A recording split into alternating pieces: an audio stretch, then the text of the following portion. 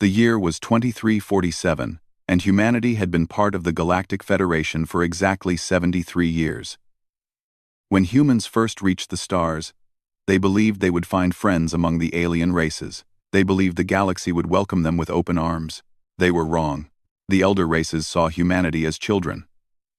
They called humans primitive, emotional, and weak. The Kethrani, the oldest and most powerful species in the Federation, treated humans like servants. They made laws that favored their own kind. They taxed human colonies until people could barely survive. They looked down on Earth and its people with cold contempt. But humanity endured. They built colonies on distant worlds. They traded with other species. They followed every rule the Federation created, no matter how unfair. They believed that patience would earn them respect. They believed that one day the galaxy would see their worth. On the colony world of New Haven, 50,000 human settlers had built something beautiful. The planet was covered in golden fields of grain that stretched from horizon to horizon. The colonists had worked for 3 generations to turn a barren rock into a paradise. They supplied food to 17 different star systems. They asked for nothing but peace and the chance to raise their families under an alien sun. The colony was led by a man named Gregory Palmer. He was 62 years old, with gray hair and kind eyes. He had been born on New Haven and had never seen Earth. His daughter, Amy Palmer, was 28 years old and worked as a teacher in the colony's only school. She taught children how to read and write and dream of futures among the stars. Life on New Haven was simple but good. The colonists woke with the sunrise and worked until sunset. They celebrated holidays together and mourned their dead together. They were a family of 50,000 souls bound by shared struggle and shared hope. Everything changed when the Federation auditors arrived. The auditors were Kethrani officials sent to inspect human colonies for violations of Federation law.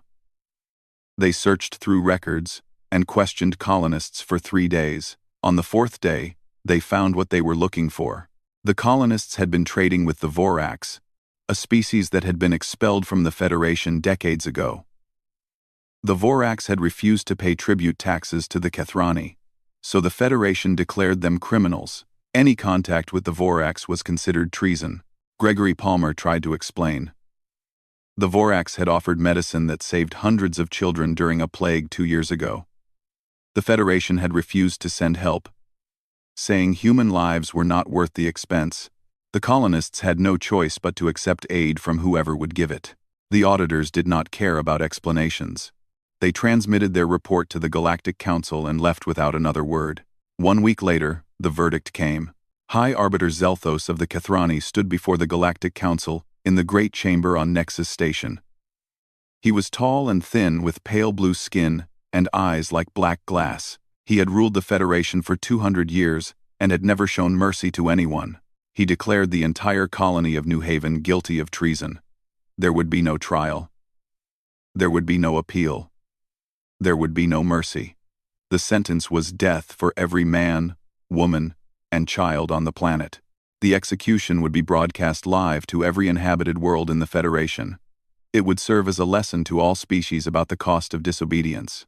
On Earth, Admiral Daniel Harris watched the broadcast from the war room at Earth Command. He was 54 years old, with a face carved from stone and eyes that had seen too much death. Beside him stood Secretary of Defense Lisa Monroe and President Kevin Marsh. They watched in silence as Federation warships took position above New Haven. The colonists knew what was coming. They gathered in the town square and held each other close. Gregory Palmer stood at the center of the crowd with his daughter Amy at his side. He told his people to be brave. He told them that Earth would remember their names. He told them that their deaths would not be forgotten. Amy Palmer looked up at the sky and saw the warships descending through the clouds. She was not afraid. She was angry.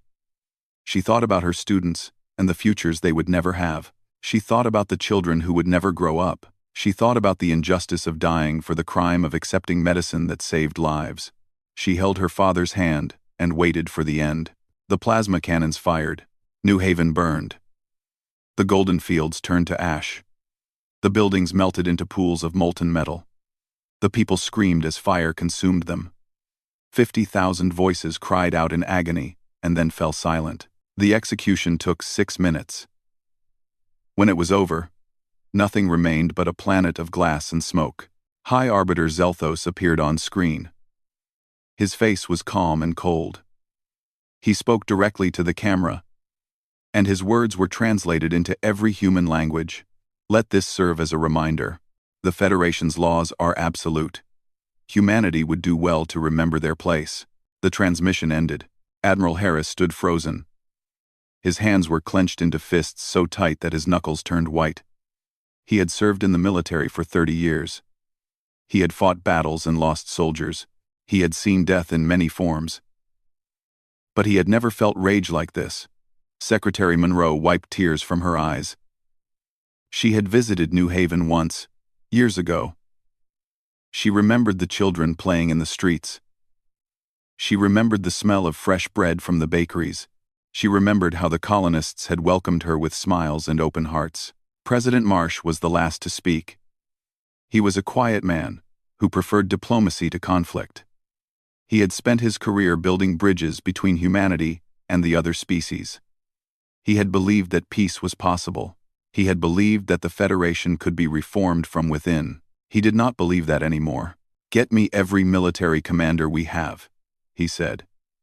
His voice was calm but carried a weight that made everyone in the room straighten. Every scientist, every engineer, every resource we can spare. Admiral Harris looked at his president. "Sir, we are done being reminded of our place," Marsh said. He turned away from the screen that still showed the burning remains of New Haven. "We are done following rules written by those who see us as less than animals. We are done begging for scraps from the tables of tyrants." He walked to the window and looked out at the stars. "They killed 50,000 of our people and called it justice. They burned our children alive and broadcast it like entertainment. They want us to be afraid. They want us to submit." He turned back to face his advisors. "Instead, we are going to make them understand what it means to awaken the fury of humanity. We are going to show them that every life they took has a price, and we are going to collect that price in full, no matter how long it takes." Admiral Harris nodded slowly. The rage in his chest had found a purpose. "What are your orders, Mr. President?" Kevin Marsh looked at the faces around him. He saw grief and anger and determination. "Prepare for war." 6 months passed after the burning of New Haven. The Galactic Federation expected humanity to grieve. They expected protests and angry speeches. They expected diplomatic complaints that they could ignore. What they did not expect was silence. Earth went dark. All communication with human colonies stopped without warning. Trade ships that had carried goods between human worlds and Federation ports simply vanished from shipping lanes.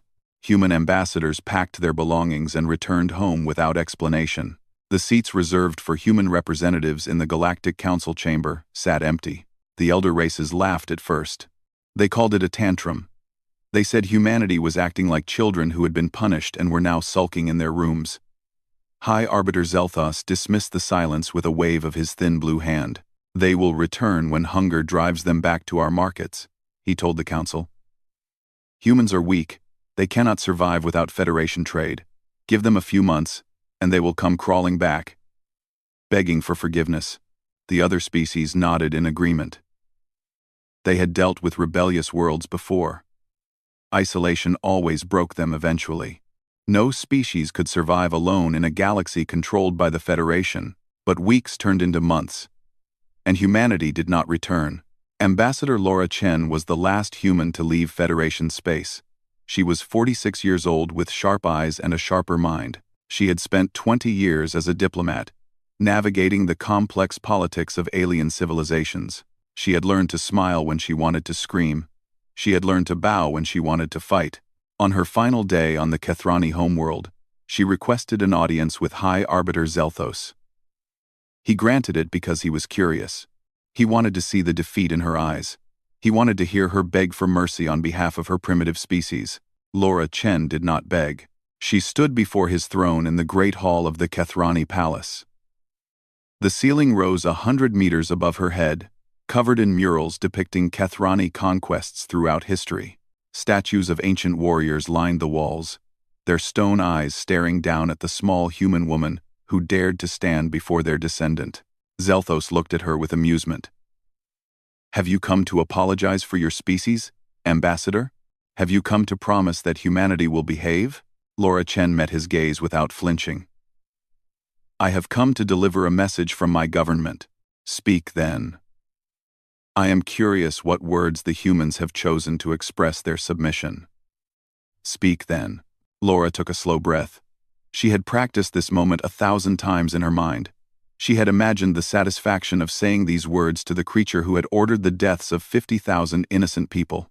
"You killed 50,000 of our people and called it justice," she said. Her voice was calm and steady. "You broadcast their deaths like entertainment for the galaxy to enjoy.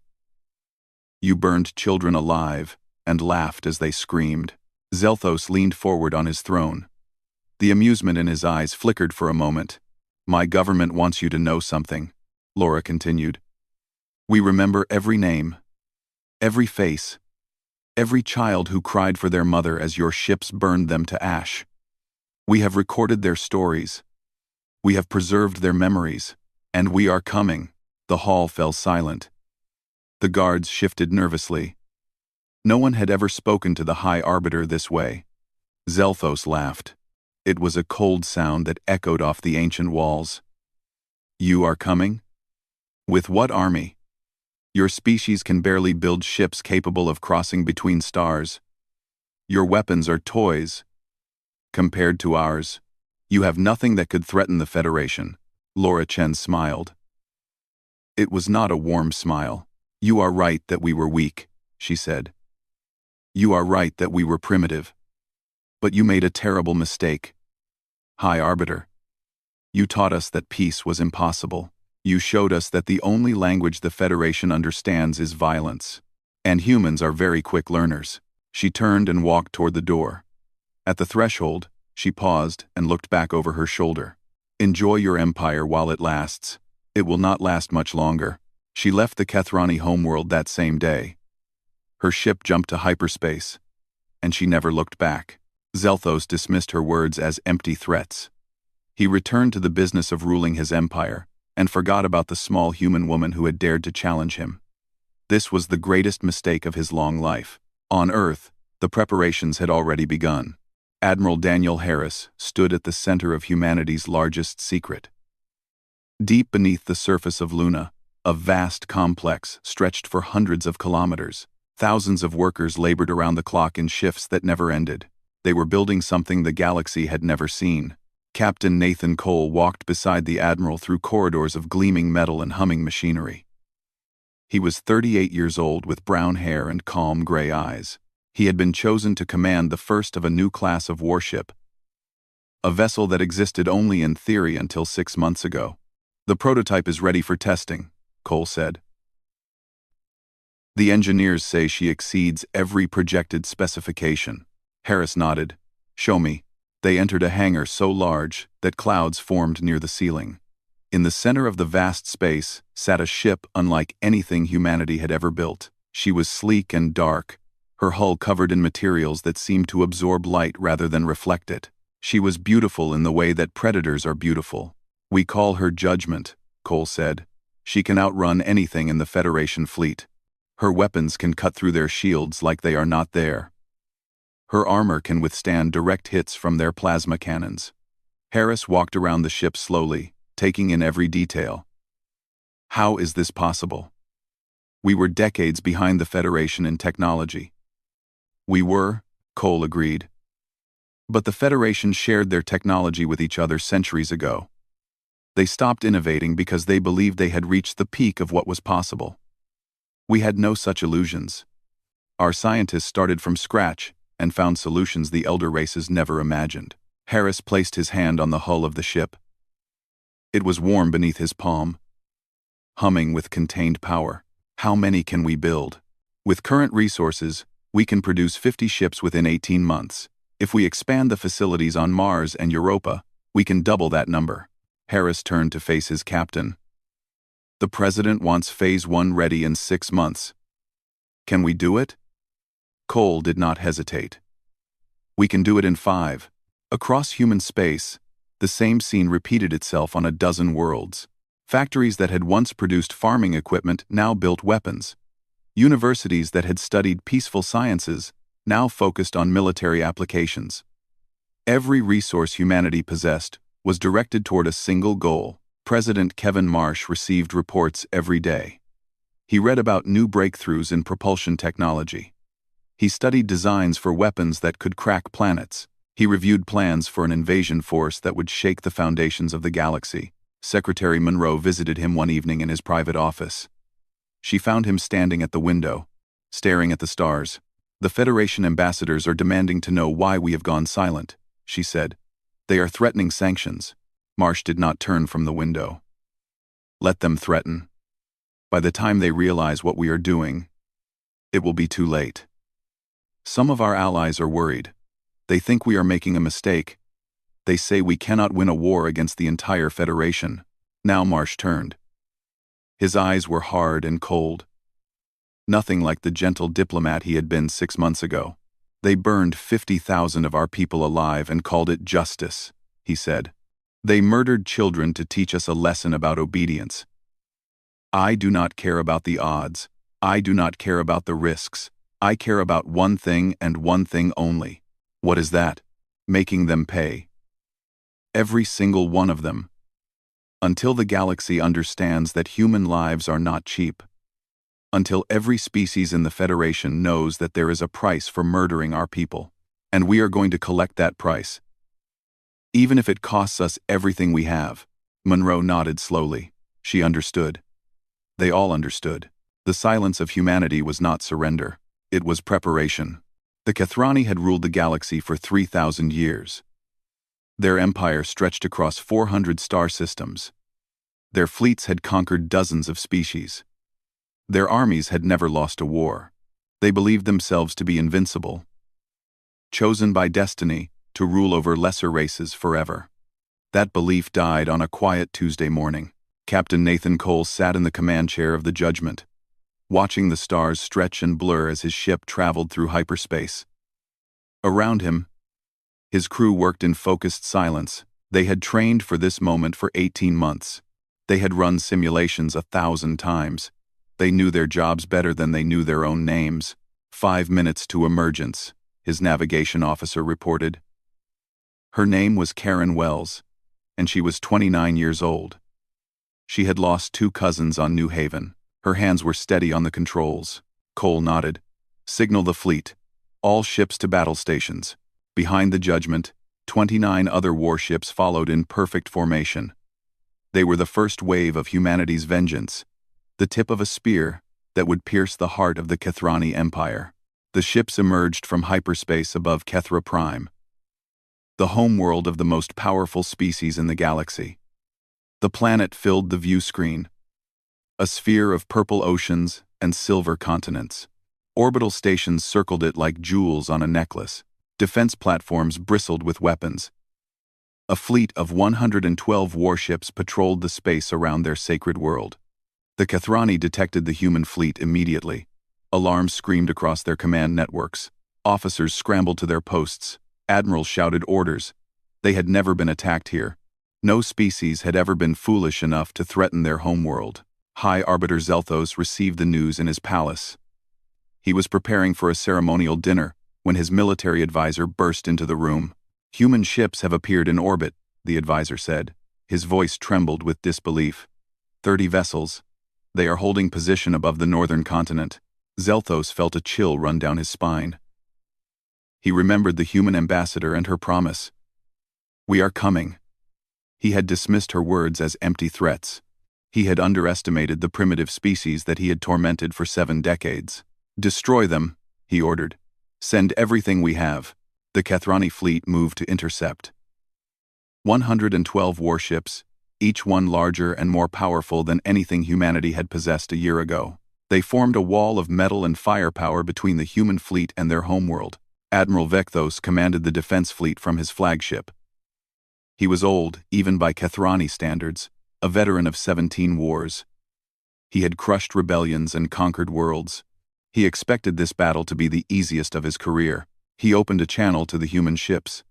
"This is Admiral Vecthos of the Kethrani Imperial Fleet.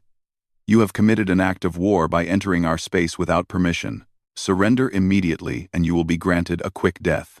Nathan Cole smiled when he heard the transmission. He leaned forward in his chair and opened his own channel. "This is Captain Nathan Cole of the Earth Defense Force. 6 months ago, your government murdered 50,000 innocent people on New Haven. We are here to collect the debt." Vecthos laughed. "You are outnumbered nearly 4 to 1. Your ships are smaller and weaker than ours. You cannot win this fight.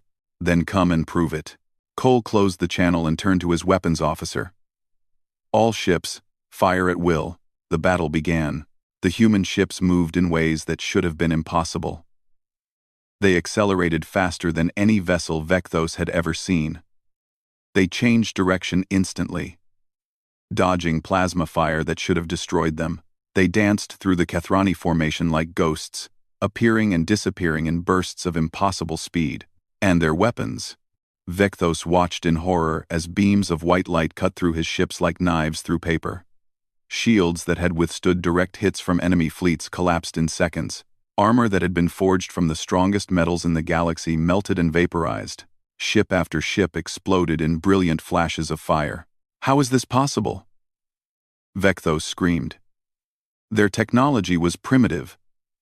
They were barely capable of interstellar travel. No one answered him. No one had answers. On the Judgment, Karen Wells tracked the battle on her display. "Enemy casualties at 40% and climbing. We have taken no significant damage." Cole watched the destruction with cold satisfaction. He thought about Amy Palmer, the teacher who had died holding her father's hand. He thought about the children in her classroom, who would never grow up. He thought about the screams that had echoed across a burning planet. "Continue the assault," he ordered. "No mercy." The battle lasted 11 minutes. When it was over, the Kethrani defense fleet had been annihilated. 112 warships reduced to floating debris. Thousands of Kethrani soldiers dead. The pride of their empire. The fleet that had conquered half the galaxy, destroyed in less time than it took to eat breakfast. Not a single human ship had been lost. Cole opened a channel to the planet below.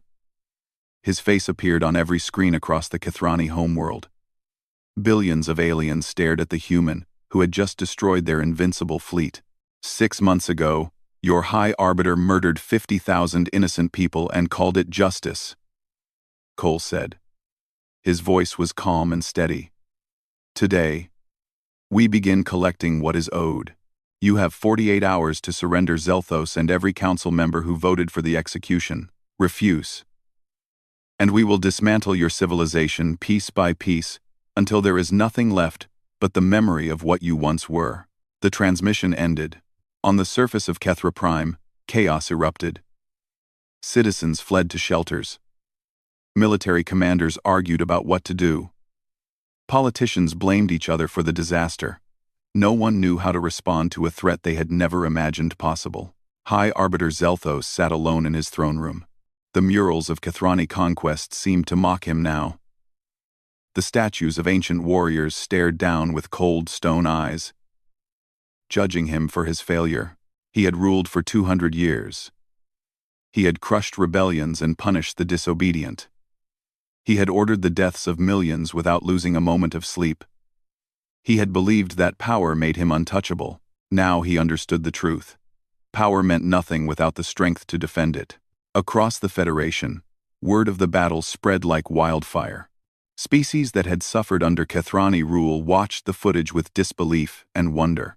The mighty had fallen, the invincible had been defeated, and the species that had done it was the one everyone had dismissed as primitive and weak. On Earth, Admiral Harris received the battle reports with grim satisfaction. He stood in the war room, surrounded by generals and admirals, watching the data scroll across the screens. "Casualties?" he asked. Commander Megan Torres, his chief of operations, checked her console. 12 wounded across the fleet. No fatalities. The Kethrani losses are catastrophic. Their orbital defenses are completely destroyed. Their home fleet no longer exists. Harris allowed himself a small nod. 18 months of work had paid off. The technology they had developed in secret had exceeded every expectation. "What about the other targets?" he asked. Torres pulled up a map of the galaxy. Red dots marked Kethrani military installations across 17 star systems. "All strikes successful," she reported. "Shipyards, supply depots, command centers. All destroyed within hours of each other. The Kethrani military infrastructure has been crippled." Harris turned to face the officers around him. They were tired but triumphant. They had done what everyone said was impossible. "Send a message to every species in the Federation," he said. "Tell them that the old order is ending. Tell them that any government that harbors the war criminals responsible for New Haven will share the Kethrani's fate.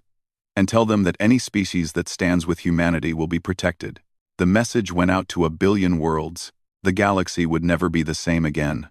Nexus Station had stood at the center of the galaxy for 8,000 years. It was the largest structure ever built by any civilization. A city floating in the void between stars. The Galactic Council met here to make laws that governed 1 trillion lives. Ambassadors from 100 species walked its corridors. Treaties were signed in its chambers. Wars were ended and begun within its walls. No one had ever attacked Nexus Station. The very idea was unthinkable. It was neutral ground, protected by the combined fleets of every Federation member. To strike at Nexus Station was to strike at the heart of galactic civilization itself. Admiral Daniel Harris intended to do exactly that. 2 weeks had passed since the destruction of the Kethrani fleet. The galaxy had watched in shock as humanity's war machines swept through the former masters of the Federation.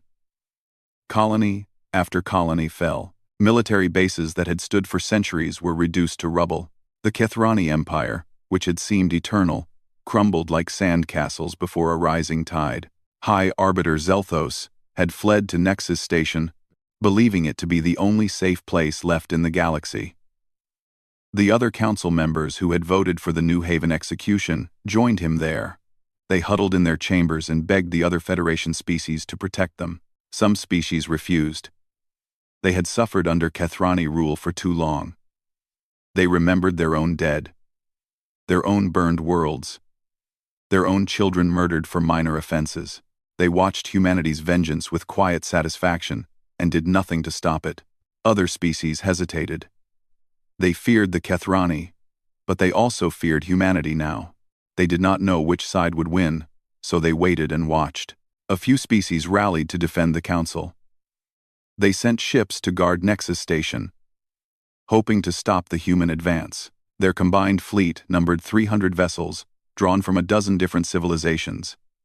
They believed their numbers would be enough. They were wrong. Admiral Harris led the assault personally.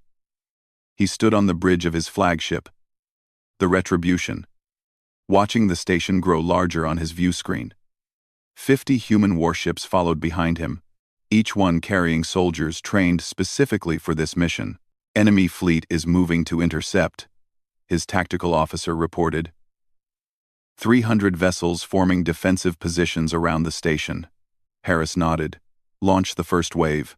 Clear us a path." The human ships surged forward. The battle that followed was brief and brutal. The Defender fleet, assembled from species that had never fought together before, fell into confusion within minutes. Their coordination was poor. Their tactics were outdated. Their technology was generations behind what humanity had developed in secret. Commander Megan Torres coordinated the attack from her position aboard the cruiser Vengeance. She had spent 18 months planning this assault, studying the layouts of Nexus Station, identifying weaknesses in its defenses. She knew every corridor, every security checkpoint, every escape route. "Third wave is away," she reported. "Boarding teams are approaching the station. Enemy resistance is lighter than expected." Harris watched the battle unfold with cold precision. "Ground forces ready?" "Standing by." Colonel Ryan Torres is leading the assault team. Colonel Ryan Torres was Megan's younger brother. He was 32 years old with dark hair and the same sharp eyes as his sister. He had volunteered for this mission because he wanted to be the one to bring justice to the Council. His best friend had died on New Haven, a young man named Peter who had been a farmer and a poet. Ryan carried a picture of Peter in his pocket. He had promised to show it to Zelthos before the end. The boarding craft pierced the station's outer hull and released their soldiers into the corridors. The fighting was fierce but short. Federation security forces, trained for ceremonial duties and crowd control, were no match for humans who had spent their lives preparing for war. Ryan Torres led his team through the winding passages of Nexus Station. They moved with silent efficiency, clearing room after room, working their way toward the council chambers at the center of the station. Bodies of fallen defenders marked their path. The council chamber doors were sealed and reinforced. It did not matter. Human engineers had developed breaching charges, capable of cutting through any material. The doors fell in a shower of sparks and molten metal. High Arbiter Zelthos stood at the center of the chamber, surrounded by the 14 other council members who had voted for the New Haven execution. They were a pitiful sight. These beings who had ruled the galaxy for so long. Their fine robes were stained with sweat. Their eyes were wide with terror. Their hands trembled as they watched the human soldiers pour into their sanctuary. "You cannot do this," Zelthos said, his voice cracked with fear. "This is a violation of every law in the Federation. You will be condemned by every species in the galaxy." Ryan Torres stepped forward, his weapon raised. "The Federation you speak of no longer exists. And the laws you created died on New Haven, along with 50,000 innocent people. That was justice," Zelthos insisted. "They broke our laws. They had to be punished. They accepted medicine to save dying children. Children who would have lived if you had sent help when they asked for it. You murdered them for the crime of wanting to live." Zelthos had no answer.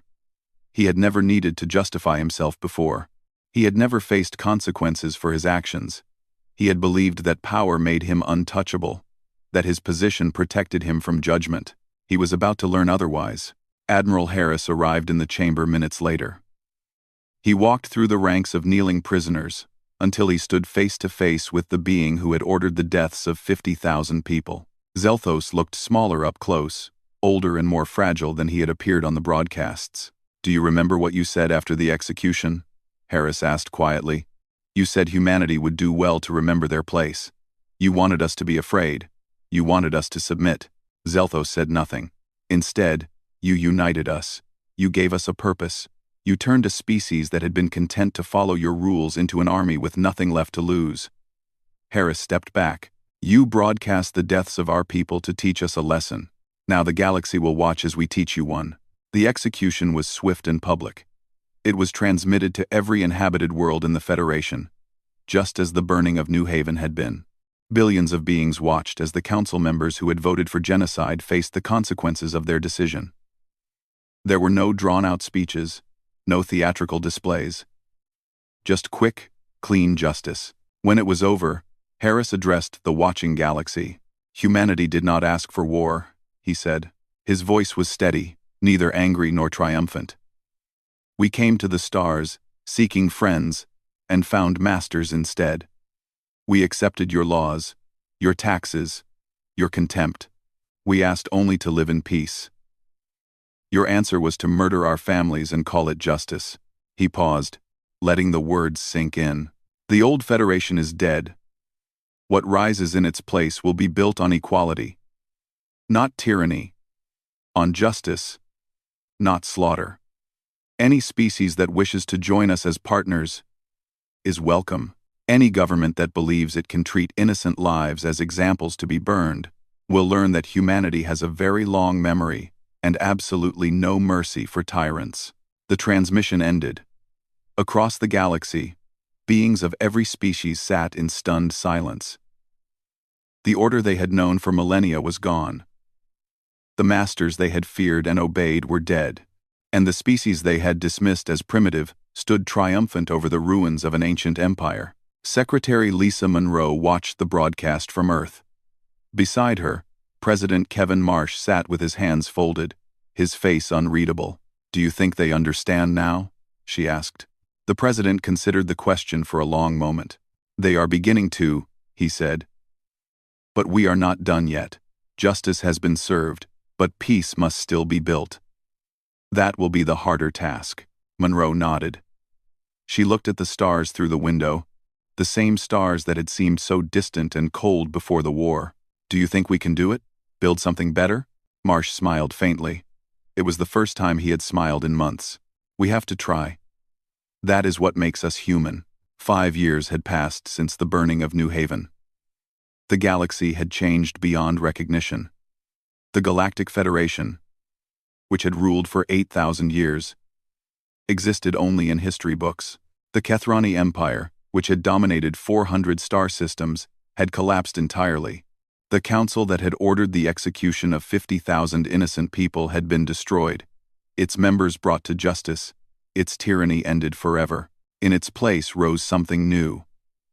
They called it the Interstellar Compact. And it was built on principles that the old Federation had never understood. Every species had equal representation, regardless of how long they had traveled among the stars. No single race could dominate the others. No council could order the death of civilians without trial. The laws that governed the compact were written by representatives from every member world, and they applied to everyone equally. Admiral Daniel Harris had been elected Secretary General of the new government. He sat in an office on Nexus Station, the same station where the old council had once ruled with absolute power. The chamber where Zelthos had been executed was now a memorial to the victims of Federation tyranny.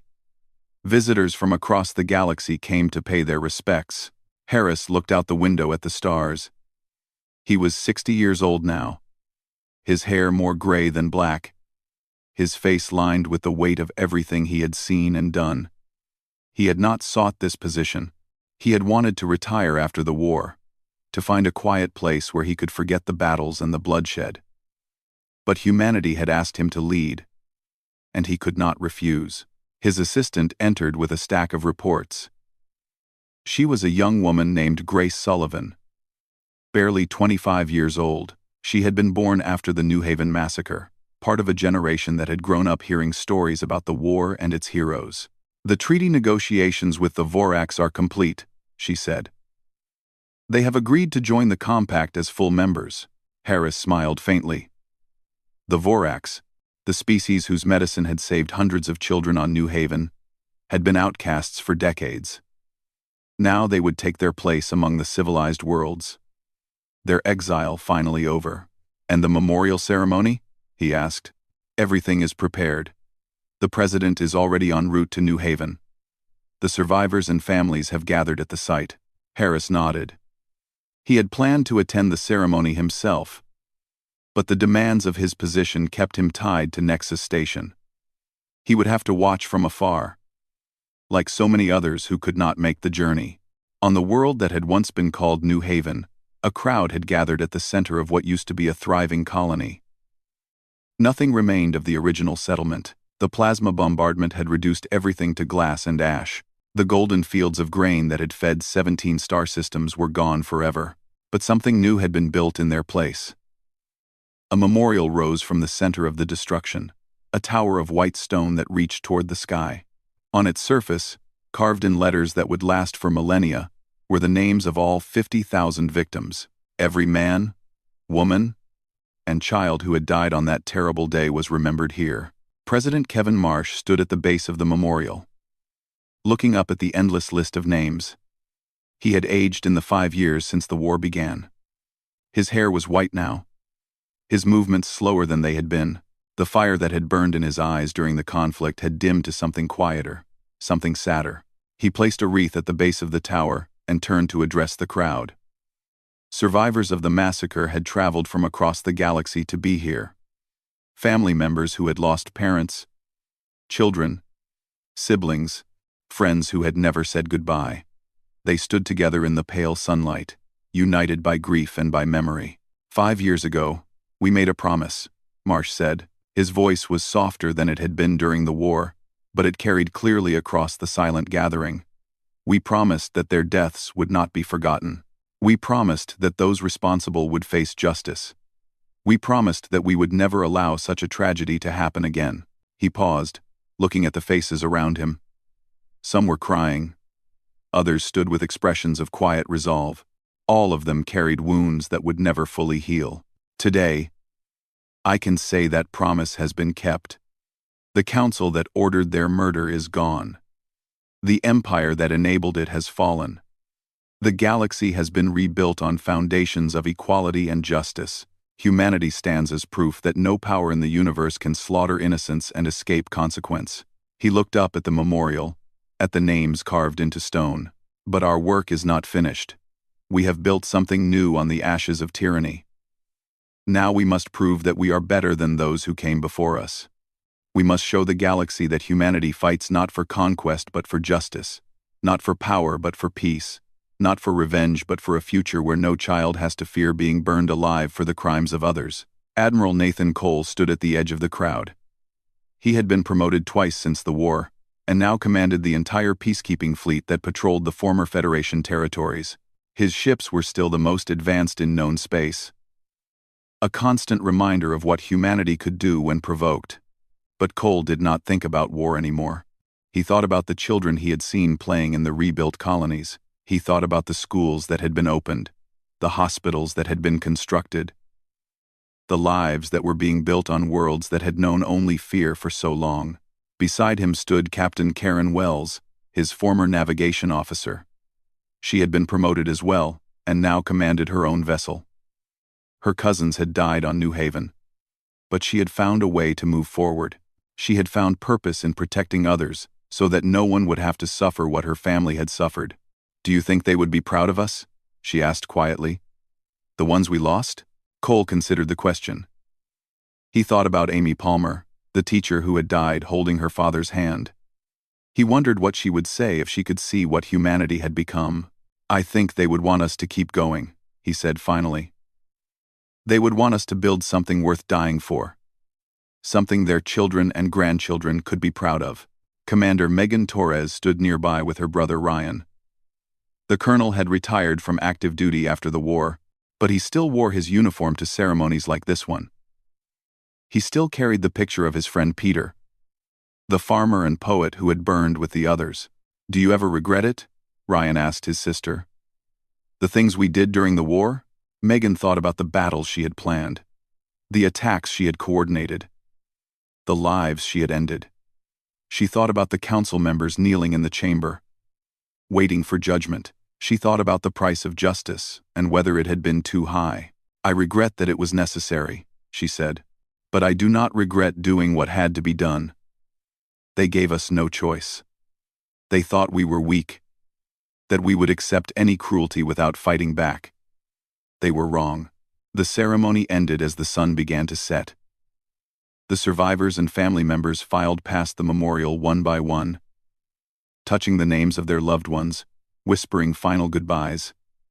Some left flowers, some left letters, some simply stood in silence, letting the tears fall. President Marsh was the last to leave. He stood alone before the Tower of Names as darkness gathered around him. He thought about the decisions he had made, the orders he had given, the war he had started. He thought about the weight of 50,000 lives and whether he had honored their memory. The stars emerged one by one in the darkening sky. The same stars that had witnessed the massacre 5 years ago now looked down on a galaxy transformed. The old order was gone. Something new had taken its place. Marsh looked up at those distant points of light. Somewhere out there, countless beings were building new lives under the protection of the Compact. Children were growing up without fear. Families were thriving. Hope was spreading to worlds that had known only despair. He did not know if it would last. He did not know if humanity could truly build something better than what had come before. The galaxy was vast and full of dangers. Old hatreds did not die easily. New threats would emerge, but he believed in the species that had risen from the ashes of tragedy to reshape the stars. He believed in the soldiers who had fought for justice instead of conquest. He believed in the children who would inherit this new galaxy and make it their own. Humanity had demanded justice. They had received it, and the galaxy would never forget what they had become.